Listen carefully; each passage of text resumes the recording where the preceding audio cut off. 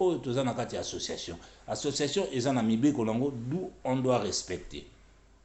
Alors likambo ezosala pasi oyo ezoleka ezocircule toza na posa tokota kosechamaye lokwa bana mike na kati ya lingomba te tozala bato moko sérieux po toza na posa ya toza na mosala ebele ya kosala na kati ya association na biso. Donc to confondre association na groupe ya WhatsApp te.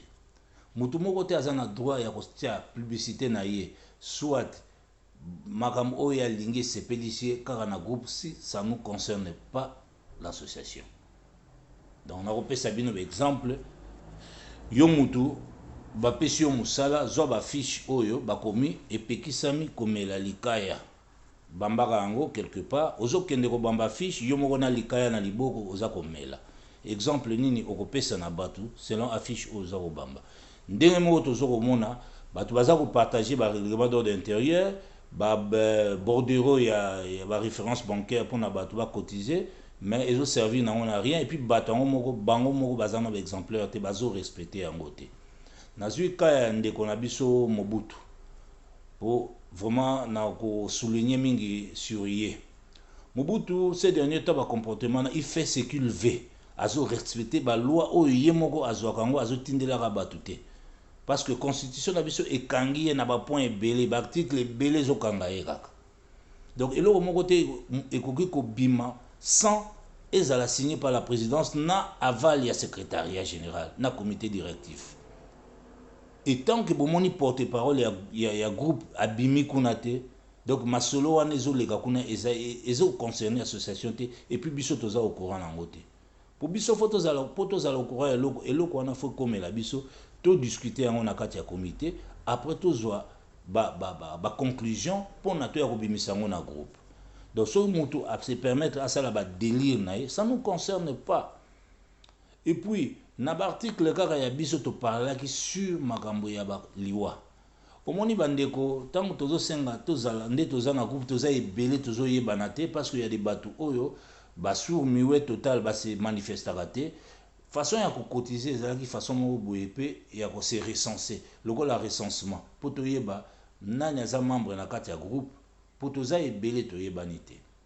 Alors ndeko Mobutu poste na ye na kati ya groupe association ezali obozo kanisa te ya azali chargé à relations publiques. Bon chargé à relations publiques depuis peu abana musala na ye na mona rapport moko aye nango te ya musala na ye na jugé été tant mususu ayebaki rôle na été mais ces derniers temps makambo azo sala constitution na biso ba règlement d'ordre intérieur epekisi yango. Donc tozalaki obligé à kosala ba réunion moko d'urgence biso nyonso d'où on avait sanctionné Mobutu to sanctionnaki ye donc à partir de sanction naie a claqué pendant la réunion à Tikibiso Abimi a continué ba délire au sala auto bengango rébellion à sala siko.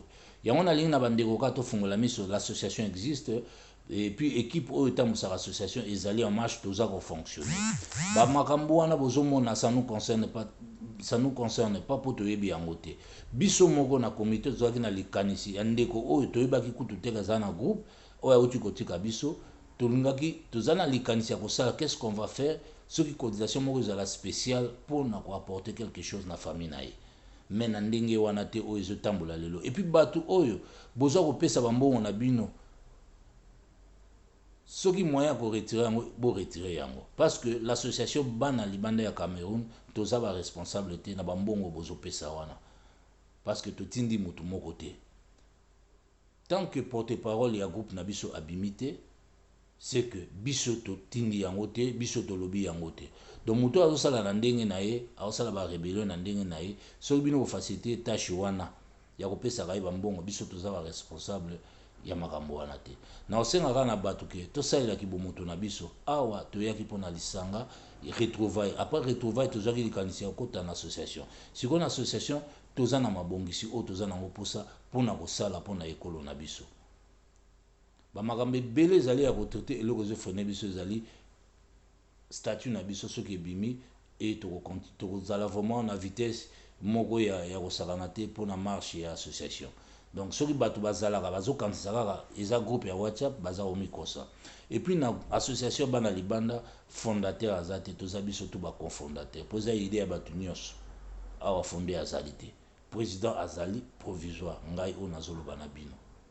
Donc ba messager oyo bazobima kuna biso toyebi bango te totindi bango te. Et puis monsieur Mobutu na poste na ye ya relation publique aza sanctionné jusqu'à nouvel ordre. Donc makambo ya osala wana eza rébellion asala ngo na ndenge na il nous représente pas parce que to sanctionnaki ye.